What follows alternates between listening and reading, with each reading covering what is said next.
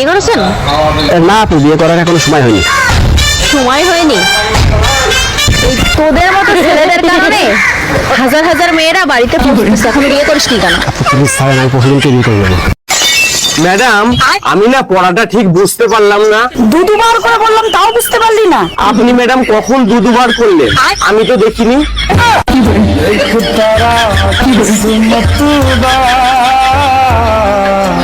ইতিহাস সাক্ষী হয়ে গেল, মেয়েরা বিষাক্ত নয়, ছেলেরাই বিষাক্ত হয়। যেমন আরে রাসেল ভাইপার, ও তো একটা ছেলে সাপ।